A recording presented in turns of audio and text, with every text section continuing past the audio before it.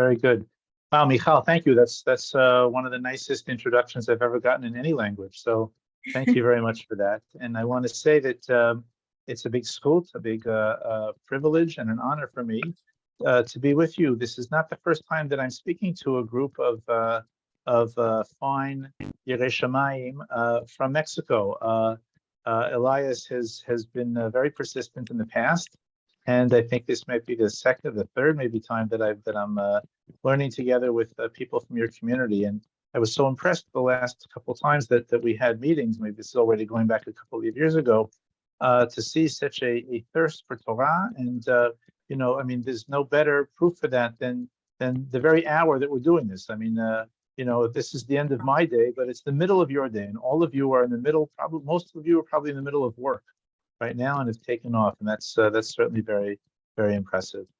And from what I understand, I've tentatively set up with Elias, yes, that Emir Hashem in November I'm going to be coming to visit. Yes, Elias, are you there? Is that yes, right. Okay, yeah, we're looking forward to that. So that'll be very exciting. Part of why I wanted to speak tonight, to get to know you all a little bit more, and so it'll make it that much fonder when we finally meet. What I wanted to do today, rather than just sort of give over a class, one of the ways that I really like to teach is to learn something together, to read a passage, a part of, let's say, what we're going to be doing today, this week's parasha, and to ask questions about it, to think about it, and then I'll share some insights about it. And what I wanted, this is as you all know, it's a very full parashat Shmot, and I wanted to focus on the story of the birth of Moshe Rabbeinu and the rescue of Moshe Rabbeinu by Bat Pharaoh. Now, here are the ground rules. Here are the rules of what we do. As Michal said, we're all here in the Sephardi tradition, so that means that we are going to, at least initially, we're going to be focusing on Peshuto Shel Mikra, the simple meaning of the words. In other words, many of us might have heard various midrashim about this story, and in fact, at the end, I'm going to bring in some midrashim, but part of what I want to show is that it's when we put aside the midrashim to begin with, and just kind of really read the psukim very closely and the language, and try to understand why certain words are used and not other words, and words that appear over and over within a story, that when we do that focus on Peshuto Shel Mikra first, then when we look in the midrashim, suddenly many, many more things come alive for us, okay? So the way that I would like to do this is that I'm going to ask Michal to pull up on the share screen the story itself. It's 10 psukim in Perek Bet of Sefer Shmot. I asked that it be put up in both Hebrew and in Spanish. If you happen to be somewhere where you have your own copy of the Chumash, oh, that looks like English to me. That can't be Spanish. Maybe that's from Sefaria or something. I can't see it so well. Maybe others can. All I see here is the English. Michal, you able to? Yes, give me 1 sec. Okay. Okay. Now you see it, okay? Yeah, you know what? It's a little small. Maybe let's make it a little bigger. We only need the first. Okay, yeah. Okay. You know what? So we will. Yeah, that's certainly large enough for me to see. So we're going to read through the story. If you have it in Spanish, that might be easier for people, or maybe if people, I guess everyone has a cell phone, they can also see for themselves if they need the Spanish text. So what we're going to do is we're going to just read through the story a first time. I will read it in Hebrew, and I would love to hear any questions at all. I find that that's a great way to start learning something. Just what do I notice? A question can be about the content. Why did he do this? Why did she do that? It could be, why does it use this word? Or why does it not use that word? Or anything like that. So we'll just throw out questions, raise questions, and then we'll go from there. Okay. Let me also say that I want maximum participation. And so if there's somebody who would like to say something in Spanish, that's fine. And Michal will just translate it for me, and then I'll be able to follow that as well. But so all comments and all questions in either English or Spanish are welcome. Okay, so here we go. Vayelech ish, pasuk aleph, vayelech ish mibet Levi, vayikach et bat Levi. ותהר האישה, ותלד בן, ותרא אותו כי טוב הוא, ותצפנהו 3 ירחים. פסוק ג' ולא יכלה עוד הצפינו, ותיקח לו תיבת גורמה, ותחמרה בחמר ובזפת, ותשם בה את הילד, ותשם בסוף על שפת היאור. פסוק ד' ותתצב אחותו מרחוק, לדעה מה יעשה לו. פסוק ה' ותרד בת פרעה לרחוץ על היאור, ונערותיה הולכות על יד היאור, ותרא את התיבה בתוך הסוף, ותשלח את אמתה, ותיקחיה. פסוק ו', if you can raise it, מיכל. ותפתח, ותראהו את הילד, והנה נער בוכה, ותחמול עליו, ותאמר מילדי העברים זה. פסוק ז' ותאמר אחותו אל בת פרעה, האלך וקראתי לך אישה מנקת מן העבריות, ותניק לך את הילד. פסוק ח' ותאמר לה בת פרעה, לכי, ותלך העלמה, ותקרא את אם הילד. ותאמר לה בת פרעה, הליכי את הילד הזה, וניקיהו לי, ואני אתן את שכרך. ותיקח האישה, הילד, ותניקהו. ויגדל הילד, ותביאהו לבת פרעה, והילך לבן, ותקרא שמו משה, ותאמר, כי מן המים משיתיהו. And that's our story. That's the whole story. So we can close the share maybe, so that I can see everybody. Maybe, I don't know, maybe best leave it open. So, Moreh v'Rabotai, any questions that you have about what we read? No need to be bashful. I have a question, but I don't have a good English. Okay, that's good. Good for you, Agustina. Good for you. Go ahead. Why if you get stuck, you can switch into Spanish, and someone will translate for me. That's okay. Go ahead. Bevakasha, please. Why don't Dile en say español y te the ayudo a names traducirlo. of the fathers of Moshe? Why don't say Miriam ve'Abram and say Ish ve'Isha shel Levi shel. Ay, mezclé todo. ¿Por qué no dice que las personas que se casaron fueron Miriam y Amram? No Miriam, la madre de Moshe y Amram, en vez de un hombre de Levi y una mujer de Levi. She's asking why is it not mentioned the name of the parents of Moshe Rabbeinu? Yeah, Abraham. Mhm. Right. In fact, that's an excellent question, Agustina. I'll say also just, there are no names in this story. Not the mother, not the father, not the sister either, right? In Pasuk Daled, when it says, Vatitatsav achoto merachok, and she has a name, but it's not mentioned. Even Bat Pharaoh's name isn't mentioned. Bat Pharaoh's not a name, right? That's just like princess, the princess, the daughter of Pharaoh. Okay, excellent question. Why are there no names? Good, yefeh.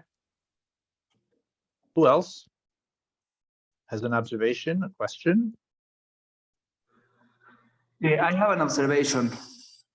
Yeah. The name Moshe or Moses sounds like an Egyptian name. Mm-hmm. Okay. Like Ramses. The a little bit.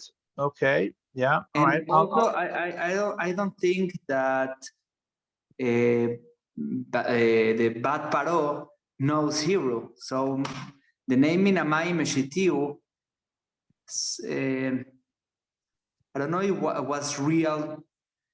Right. Okay, so this is a good question also, what Abdo is asking. The what we call the Midrash Hashem, right? That's like we give a name, but the names always mean something, okay? I remember once, I'll just tell you this, a funny story. I go diving, in the ocean. And I once went to, not Bel Air, what used to be British Honduras, near you guys, down there, near Guatemala. And I got into a taxi, and I said to the taxi driver, "What's your name?" He says to me, "Miguel." I said, "Miguel, do you know what your name means?" And he looked at me like, "My name has a meaning?" And I said, "Yes, it comes from Hebrew. In Hebrew, it's Michael, and that means who is like God." He was shocked. He slammed the brakes. We both flew forward, and he said, "I want you to write it down for me." Okay. So the name Moshe it's a strange name because it's explained here in the Hebrew, Mina Mai Mishitihu, I drew him from the water, but really then his name should have been Mashui, drawn, right? Because she drew him, so he was drawn. But Moshe is active. It means to draw. Okay, maybe we'll talk about that too. All right. I would say also that Abdul pointed out something about maybe Egyptian. I'll tell you that there are more Egyptian words in this story than anywhere else in the Tanakh. In other words, we recognize these words as Hebrew words, but words like teva, and the little boat that he was in, and Zephet and Yeor. Those are just some of the words here. So this is an authentically Egyptian story, okay? Because the Torah borrows here a lot of Egyptian words. Good. Other questions?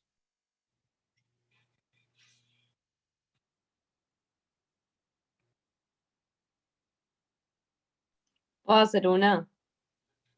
Okay, good for you, Agustina. Yes. ¿Qué quiere decir cuando dice que la madre de Moshe vio que Moshe era bueno? ¿Que Moshe era qué?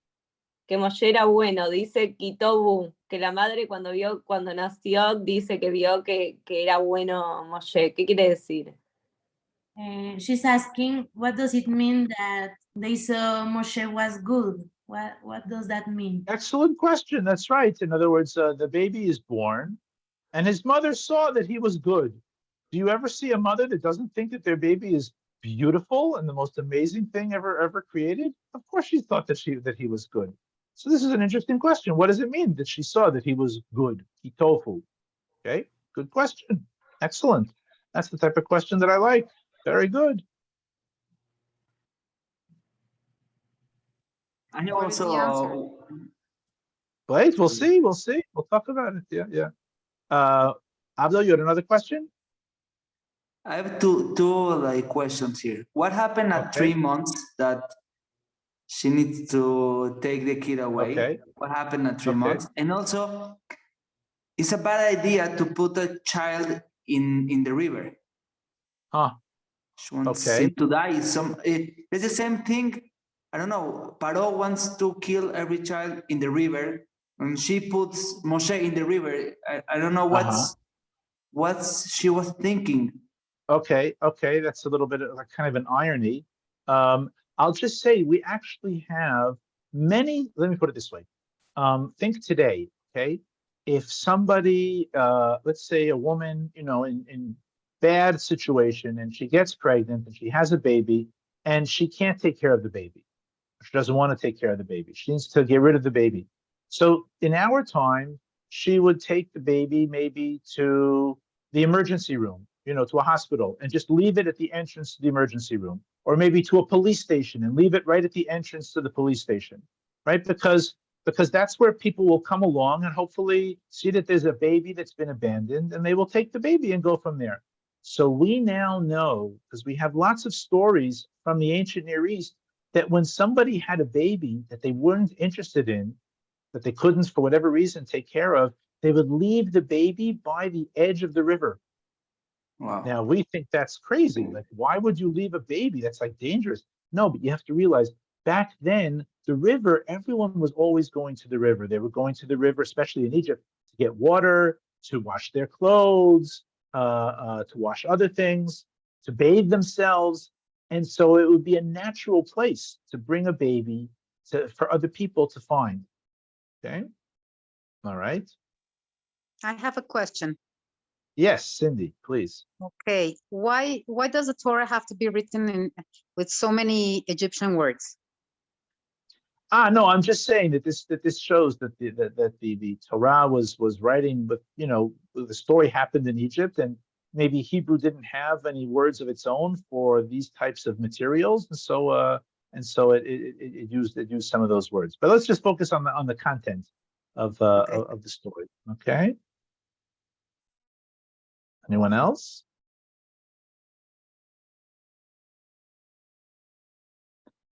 Okay.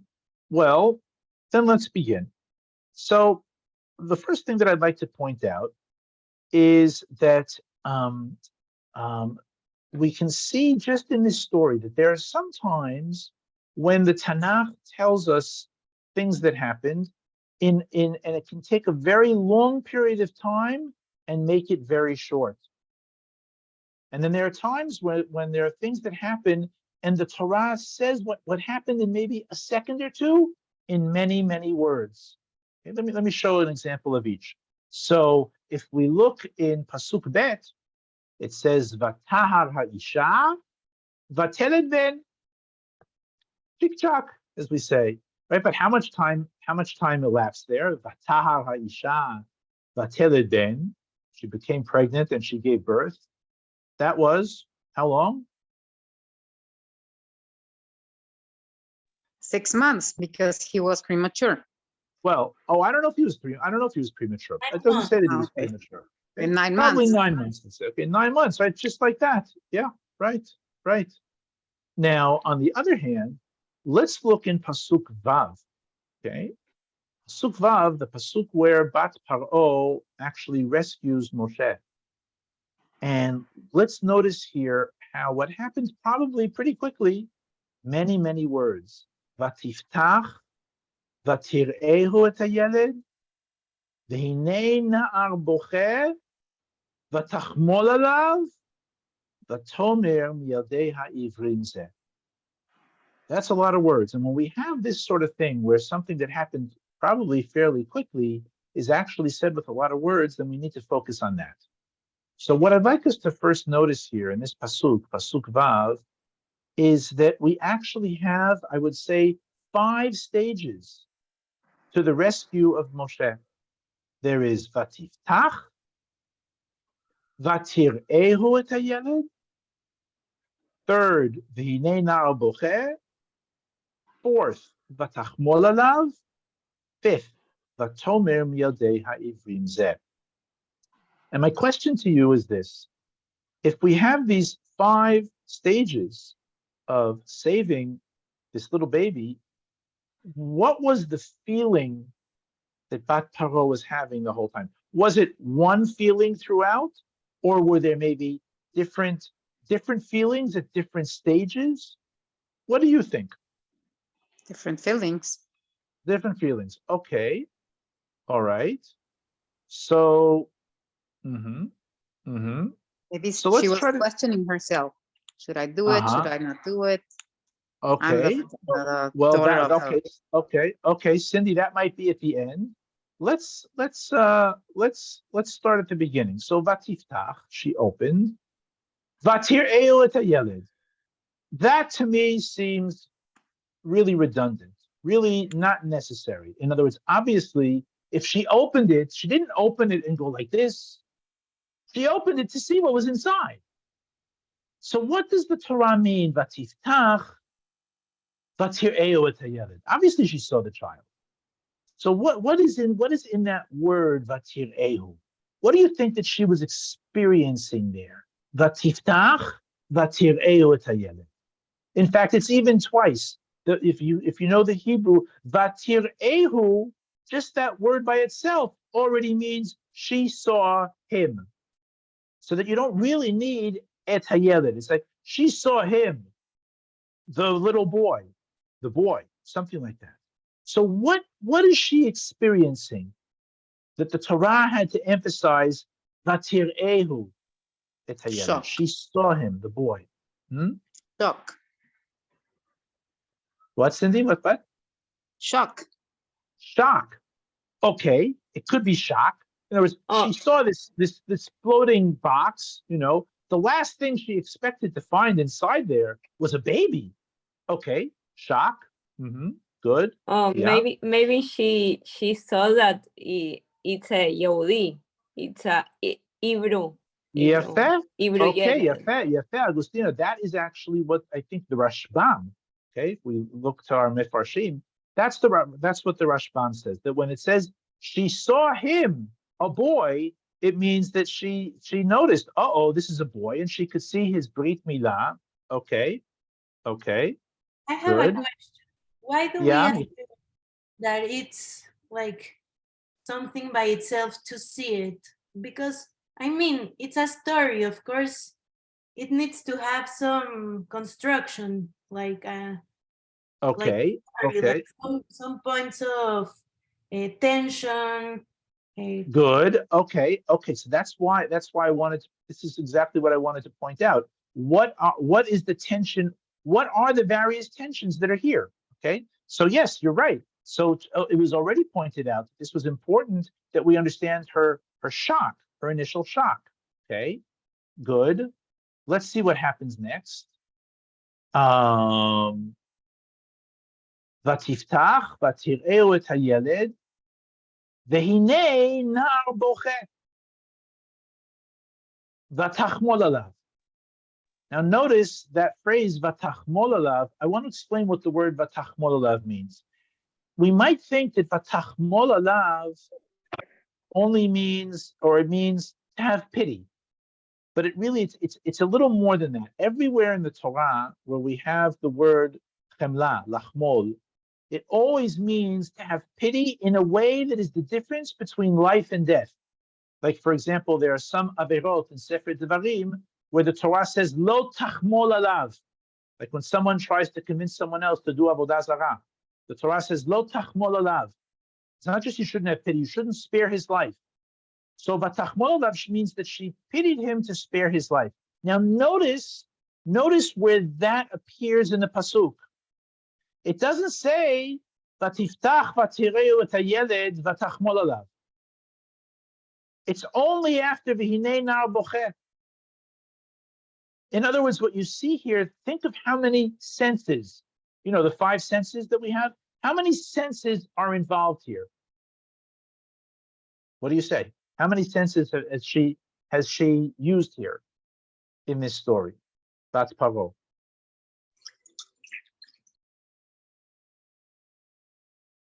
Well, which senses has she First used? of all, for sight. For sight. Okay, there's sight. That's vatiftach. But if we go back touch. to the end, if we go back to the end of pasuk Hey, vatikach vatishlach et hamata vatikachea. She took in her hands the teva. So she has feeling and sight, and what else now?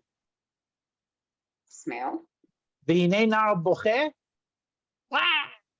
The Hearing. hearing. Yeah. So it's only when she's bombarded by the senses, she feels it, she sees it, she hears it, only then vatachmol alav. Okay. Vatomer miyaldei ha'ivrim zeh. One of the things that I like to do sometimes when reading a pasuk is to think, what was the tone of what she said? Vatomer miyaldei ha'ivrim zeh. Well, you know what? Before we get to the tone, let's just be sure we understand what those words mean. How would you translate Vatomer miyaldei ha'ivrim zeh?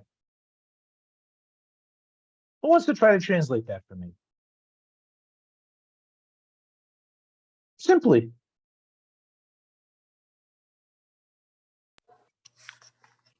She thought. What she say? Uh-huh. Okay, she thought or she said. Go ahead. Good. Solomon, go ahead. Is that Solomon? I think, yeah. And what does it mean? Mi aldei ha'ivrim zeh? From the Hebrew kids. He Yes, notice she doesn't say he is Jewish or he is an Ivri. Mi aldei ha'ivrim zeh. From the Ivri boys is he. What does that mean from the, what do we know about the general set, the general category of Ivrim? Mi yaldei ha'ivrim. From the Ivri Yeladim is he. What do we know about the Yaldei ha'ivrim? they The are Ivri being boys. drowned in the river. Yes, those are the ones that have had the decree to drown them in the river. Okay, so now I want to ask, what is the tone of voice when she says, Mi yaldei ha'ivrim zeh? I just said it now in a very monotone. What do you think is the tone of voice there?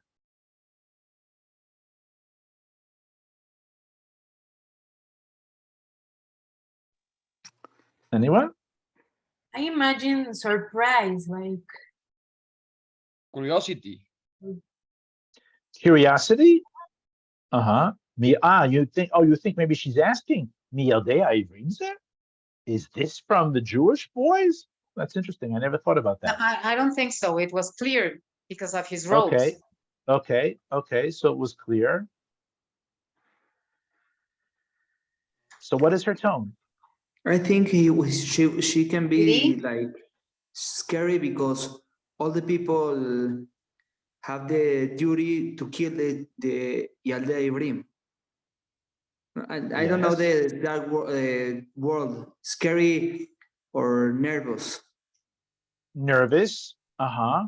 Nervous for who? For the baby? That she's afraid for the baby? Is that what you mean? Because Paro asked all the people to kill the Yaldei Ivrim.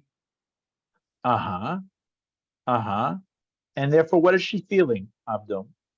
She needs to kill him. She And how has does the she duty feel? to kill him. Fear. Okay. A fear. Okay. Why fear?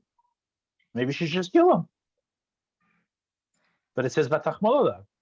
Yes, it's like that type of feeling that she doesn't want to kill him, but Oh, okay.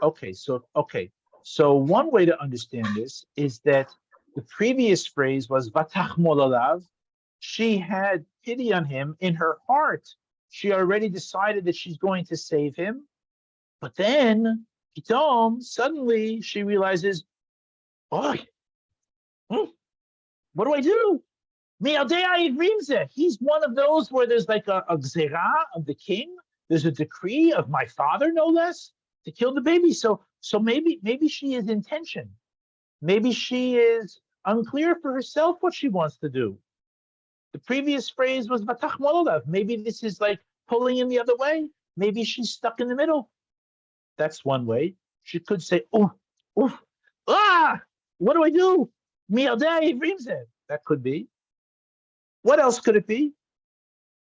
How else? What else could the tone be? That she was surprised that wasn't a live baby in that basket. Yeah. And so what is the tone of Mialdei Ha'ivrim? How is she saying it?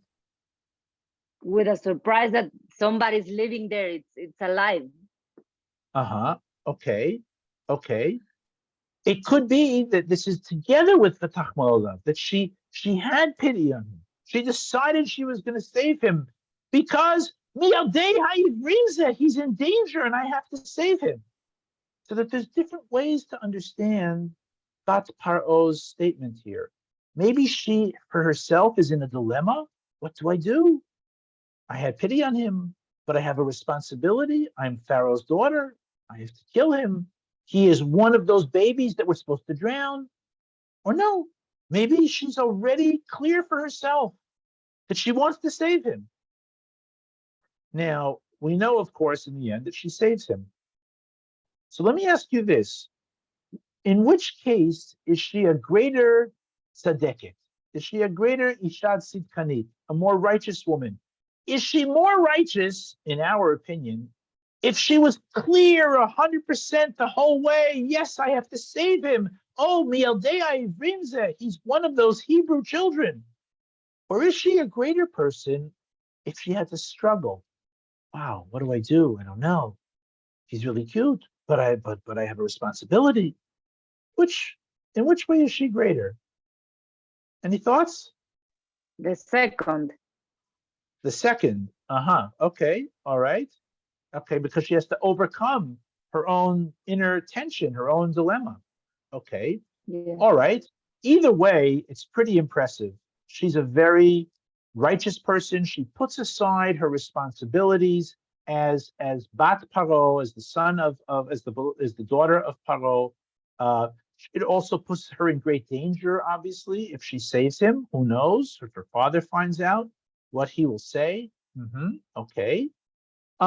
Let's look maybe a little farther in the story and see if there is other signs that Bat Pharaoh is a great woman, a very righteous woman. For example, when we look in Pasuk Tet, okay, so the mother, well, she doesn't know it's the mother. The girl, Moshe's sister, has now brought a nursemaid, right, to nurse the baby. And she says, Bat Pharaoh says to her, take this child, v'henikiuli, and nurse him for me, v'ani eten et secharech, and I will pay you. Why do I say that that might also be a sign that she's a very righteous person?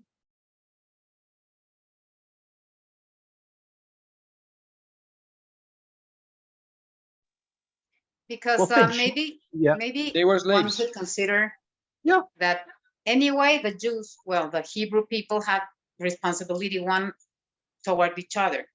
But anyway, she was gonna pay for what they already had to do. Yeah, right. In other words, she is the princess, they are slaves, and she's saying, you do this and I will pay you, right? So she didn't have to pay this person. So that might also suggest that Bat Pharaoh is really a very righteous person. Okay, could be. Good. Let's now have a look at someone in the story that we haven't spoken about. And that is Moshe's sister. We will call her Miriam because that's how the Torah refers to her later on. And we have here that it says that his sister stood from far, Pasuk Dalid, see what would happen. Okay. Now, after the Pasuk that we've already looked at, Pasuk Vav, we see that Moshe's sister comes in. Okay. Now look carefully at Pasuk Zayin. I'm going to read Pasuk Zayin and tell me what word in Pasuk Zayin appears twice. V'tomer achoto el bat paro. Ha'elech v'karati lach isha meneket min ha'ivriot v'tinik lach et ha'yaled. Anyone notice what word appears twice here in this Pasuk?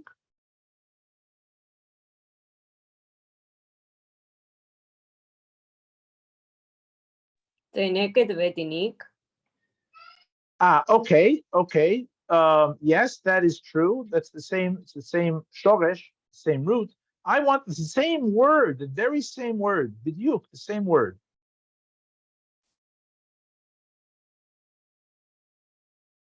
In Pasuk Zayin, word that appears twice.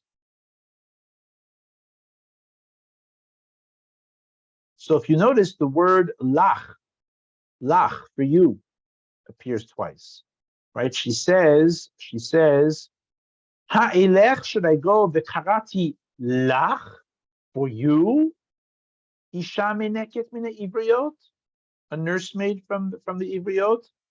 V'tenik lach et hayeled, she will nurse the baby for you. See what I'm referring to? Now, why does Miriam speak that way? Why does she say, Hailech v'karati lach for you, v'tenik lach for you, et hayeled? What's Miriam thinking? she's already assuming that she can adopt the child. She's like, she's implicating that she should. Like almost as Okay. if that was what the Pharaoh's daughter asked for of her. Like if it Uh-huh. was her idea, like if it's as she's understanding that she's trying to to verbalize what she was already thinking. But obviously, Yeah. maybe it's maybe she's inducing the idea or planting the idea. Okay. Good. I agree. So when Miriam says this to Bat Pharaoh, what does Miriam think that Bat Pharaoh is thinking? How does Miriam understand how Bat Pharaoh is relating to the baby? No, maybe she's not, and maybe she's just like planting the idea. Maybe she said, "Oh, Planting put the idea. ideas." Okay, but when she says, "I will call for you a nursemaid, and she will nurse for you the baby, for you." Maybe she Adoption. Okay. ¿Cómo se dice cuando en inglés cuando ella no quiere tener la responsabilidad de llevarse un niño hebreo que su padre dijo que hay que matar? No sé cómo decirlo en inglés. May I? Wait, She I need didn't someone want to the translate. I need Yeah, someone so to I was translate what saying Agustina is said. that maybe she didn't want the responsibility of taking care of a child when she knows that the law is that he should be killed. Oh, wow. Okay. This might be a way for her to avoid trouble. That's interesting. That's interesting. What if I say that Miriam clearly sees that Bat Pharaoh recognizes that it's a Jewish baby, and she sees that Bat Pharaoh is not killing the baby. The question is, why is Bat Pharaoh not killing this baby? Before we explained, well, maybe Bat Pharaoh is what we would call a great humanitarian. She just has pity. She sees a baby in trouble and she has pity. Maybe like any of us would have pity if we saw a baby just left out anywhere. But it could be that Miriam senses that Bat Pharaoh really likes this baby. That Bat Pharaoh would like to have this baby for herself. Adoption, someone said adoption, maybe adoption not just to save the baby, but adoption because she would like to have this baby. And so maybe she saw in the way Bat Pharaoh was relating to the baby, ooh, he's so cute, okay? And so she says, should I call for you? Because Bat Pharaoh can't nurse the baby. She wasn't pregnant. So should I call someone for you? And that person will nurse for you? In other words, maybe the motivation of Bat Pharaoh here is not necessarily to save the baby because she is such a Ba'alat Chesed, but maybe Bat Pharaoh wants to save the baby for herself. Now, look carefully at Pasuk Vav, the Pasuk that we looked at before. There's something a little bit unusual in terms of the grammar of the Pasuk.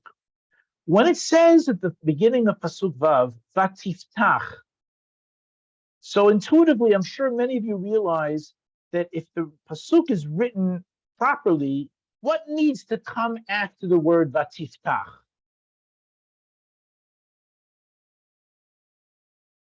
Who or he? That's it. What did she open? Right? You need the direct object. You can't just say Vatiftach. You have to say what it is that she opened. It would really need to say Vatiftach et hateva. She opened the teva. But it doesn't say that. Instead, just think of the words that we have in Pasuk Vav. She opened. It doesn't say she opened the teva, the box. She opened. She saw the baby. Wah! V'nei nar bocheh. And the baby cried. Can you see what those words could theoretically be describing? She opened, she saw the baby, and the baby cried. That's a birth. That's a birth. And so there's a kind of way of reading this pasuk that maybe it's written this way because for Bat Pharaoh, this is, as it were, her birth of baby Moshe, her feeling of initial connection. with this baby. In fact, we said before, we were wondering, what does it mean, Vatir Ehu et hayeled? She saw, obviously she saw. So we said she was shocked, that's true. Where else, friends, in the story do we have this shoresh, ra'ah, to see? We even raised it, someone raised it earlier. Vatir Ehu, she saw it. Where else do we have seeing in the story?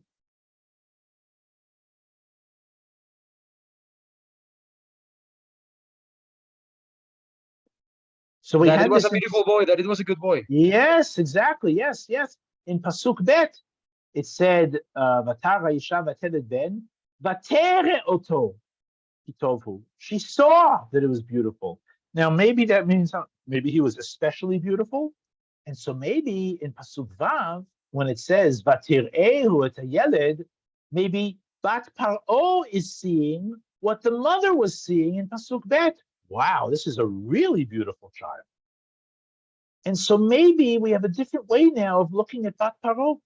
Before we tried to explain that Bat Pharaoh is, wow, this super humanitarian, tzaddiket, wow, goes against what her father said.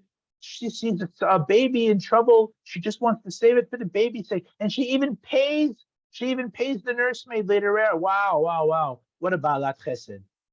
Now we're saying maybe she is acting out of self-interest.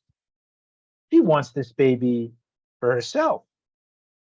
And now let's look at what we looked at before in Pasuk Tet, when she says to this woman, "Heni kihuli, nurse him for me, v'ani aten et scharech, and I will pay you."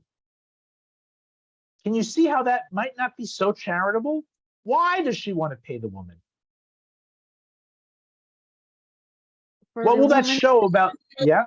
For the woman to not feel like the mother of the child. Exactly.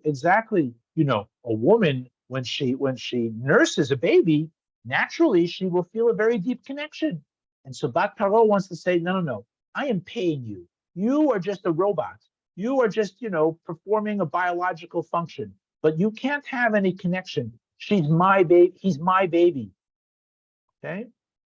So we have different ways here of looking at Bat Pharaoh. Now, to conclude, I want to look at two midrashim, okay, about this story. Now that we've done a lot of work in the Pshuto Shel Mikra, just the words of the Torah itself, now let's look at a couple of midrashim. So, Michal, can you make me a host? Yes.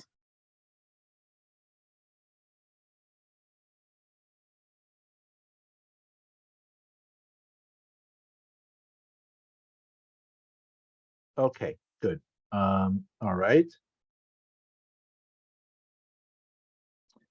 Okay, let me just scroll this down a little bit.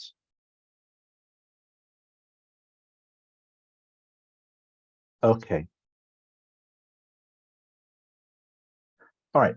Let me start with the second midrash that I have here. Okay.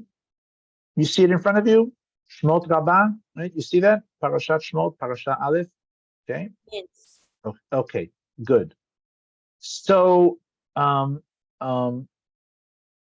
we didn't talk much about this, but the Psukim had told us in Pasuk Hey that when Bat Pharaoh went down to the Yaor, Na'aroteha holechot al yad ha-Yaor. Her maids, her maidens, those that were attending her, they stayed on the edge of the Nile. So the Midrash says like this. I'm going to start from here, okay, where my cursor is, right here, okay. The Na'arot said to Bat Pharaoh, Gvirtenu, her Majesty, right? She's a princess. Her Majesty, Min Hago Shel Olam, it is the nature of the world. Melech Gozer Gezerah, when a king makes a decree, Kol Haolam Mekaymin Ota, Ubanav Ubnei Beito Mekaymin Ota. It's the nature of the world that when a king makes a decree, that all of his subjects will follow the decree, and certainly all of his sons and all of the members of his own royal household will obviously follow his decree. Ve'at, but you, Bat Pharaoh, overet al gzerat avich, you're going to challenge, you're going to defy, go against the decree of your father? Miyad ba Gavriel v'chavatan v'karka. Along came suddenly the angel whose name was Gavriel, and he banged them down into the ground. Now, the Torah itself obviously doesn't mention that. But look at the idea in this midrash. Look at the idea in this midrash. The Torah doesn't tell us that the Na'arot spoke to Bat Pharaoh. But what is this midrash really telling us? The Na'arot here fill what function? It is her consciousness, her conscience. It's that side of her that's faithful to her father, faithful to her people. You know, it's kind of like she has like a little figure on her shoulder saying, Bat Pharaoh, you should drown him. You have a responsibility. You're Egyptian. You're Paro's daughter. This is what you're supposed to do. And yet, nonetheless, that voice goes away. And so this midrash is heightening Bat Paro's tzidkut. Wow, she went against her father. She knew that there were other Egyptian people, these maidens, who were watching her, who maybe could tell on her. And nonetheless, she blocked all that out, and she saved the baby. Kol hakavod to Bat Pharaoh. What a tzedeket. Okay? So this midrash goes like the first way that we explained Bat Pharaoh. But now I want to look at this other midrash, the one that's just above it. Okay, we're all familiar, I think, friends, with the midrash that when the Torah says that Moshe couldn't speak clearly, that he had a lisp, right? We know the famous midrash that he took coals that Paro put in front of him and put them at his lips, and that's how he got a lisp. Okay, this midrash that we're going to read here, this from right here, that this is just the beginning of that story. Okay, it goes like this: Hayta bat Paro menasheket umechaveket umechavevet oto ki'ilu hu bena. Bat Paro would kiss him and hug him and snuggle him as if he were her son. V'lo hayta motziato mipaltarin shel melech. And she would never allow Moshe, when he was a little boy, she never allowed him to leave the palace. Ulefi shehaya yafeh, because he was so good looking, hakol mitavim lir'oto. Everybody wanted to get a look at him. Misha haya ro'ehu, whoever looked at him, lo haya ma'avir atzmo me'alav. They couldn't take their eyes off of him. He was so good looking. The haya Paro menashko umechabko. And even Paro would kiss him and hold him and hug him. Vehu notel kitro shel Paro. And little baby Moshe would pick up Paro's crown and put it on his own head. Umesimo arosho. Just as he would one day do when he would be big, that is to say, his rule would be greater than Paro's rule. Now, I want to understand what this midrash is saying. Let's look again at the first line, and with this we'll finish. Hayta bat Paro menasheket umechaveket umechavevet oto. Three things. She kissed him, and she hugged him, and she snuggled him, as if he were her son. And she never let him out of the palace. What is going on here? Why is Bat Pharaoh kissing him, holding him, hugging him? What does the Midrash want to tell us by that?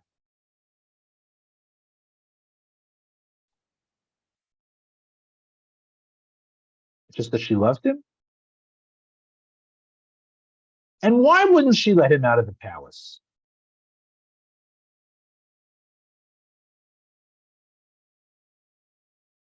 What do you think? Why wouldn't she let him out of the palace?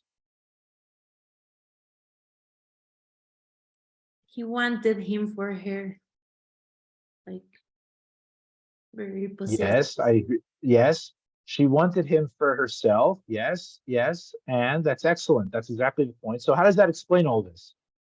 What's she afraid of? What's she afraid of? Maybe she doesn't want the child or the young man to feel connected to the Hebrew people. Exactly. Yeah, yeah. In fact, we finished reading at Pasuk Yud, but if you happen to have in front of you Pasuk Yud Aleph, it says, Vayhi bayamim ahem, Vayigdal Moshe, when he got bigger, Vayetzei elechav, he went out to his brothers. Okay? So this midrash seems to be saying that Bat Pharaoh had a lot of insecurity about her status as his mother. And so she never let him out of the house. You can imagine, we all know little toddlers, they walk to the door and they reach up to pull down the handle, go, no, no, no, no, no, you can't go out of the house. She never let him out of the house. And so as a sign of her insecurity, that she doesn't feel secure that she's the real mother, she's constantly holding him and holding him and holding him and holding him. That's also part of the insecurity. This midrash is like the second way that we explained Bat Pharaoh. That Bat Pharaoh took him for herself, not as an act of chesed, but because she wanted, he was so cute. That's what it says.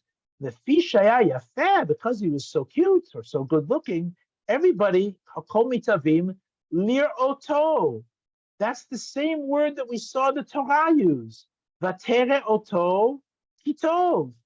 That his mother saw that she saw him, this very same word. That's why the Midrash used this word. And anybody that would see him couldn't take their eyes off of him, including Paro himself.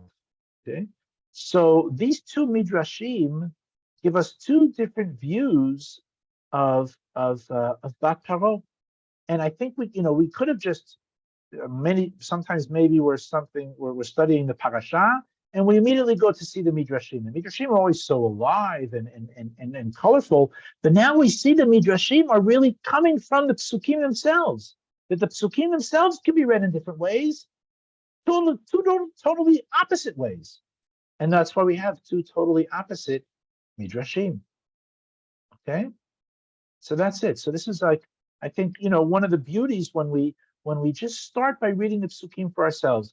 No mefarshim, just what do we see that we can really, it becomes much more deep. And then when we see the mefarshim, we see the midrashim, then they become much more alive for us. Okay? Yofi. Okay, it's been a whole hour already. So I think we're going to stop here for tonight. Okay. Anybody have any questions before we stop? Thank you very much. Okay. Very good. I actually do have a question. I mean, it's probably unrelated, but to be honest, I will feel bad with myself if I don't make the most out of this opportunity. So it's probably not. It's not about the class, but I'm really honored to have this opportunity to engage with you, and thank you, Michal, for that, and for everybody involved, because you are the author of one of the most provocative books I've read in recent memory, which is Anim Amin. It absolutely blew my mind. So, and I was wondering, I mean, what has been the reception of the book? What has been the reception of the ideas that you mentioned there, and the reception with biblical critics, with the Haredi community, with anthropologists and academia in general, and historians? I mean, the ideas you mentioned there are absolutely mind-blowing. So, right. So I'll answer quickly because the hour is late, and I'm sure everybody has work to go back to. What has surprised me most about the reception to Anim Amin is how many Haredim have written to me to thank me for it. In other words, we think that the Haredim don't think about biblical criticism. No. There's a lot of things that are happening under the stender. You know what I mean? And I think that there are no more walls anymore. And even people who are Haredi, they have a smartphone, they have internet. The questions come up, and that's been very gratifying to me. I think in the academic community, this is very interesting.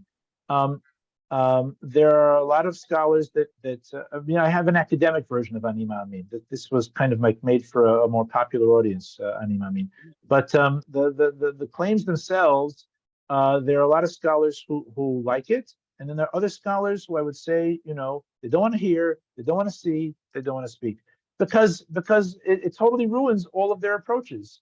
And that's kind of disheartening to me. It's a little bit sad. Like I would almost prefer that they would write down their counter arguments, that they would argue with me. But there's a whole bunch that just, no. So we'll see. This is human nature, I think, sometimes. So that's in a nutshell, and we can talk more about that, B'ezrat Hashem, when I come in November. It's already this year. You see that? So that'll be good. Looking forward to Okay. seeing you here. Rabbi, Okay. thank you very much for this opportunity. Gracias a todos por formar parte de la clase. Creo que tuvimos una probadita de la grandeza de leer la Torah con ojos cuidadosos, con atención en las palabras. Sorry, I'm speaking in Spanish. That's okay. No, that's good. Yeah. Y creo que es una manera, nosotros como institución valoramos mucho el estudio del Mikra, el estudio preciso del Mikra, con las palabras, con el contexto social, con el contexto literario, y pues fue una probadita para entender lo increíble que se puede estudiar Torah con simplemente poniendo atención en las palabras. Y thank you very much. Okay, Chavirim. Kol Thank you. Tuv. Bye-bye. Thank you very much.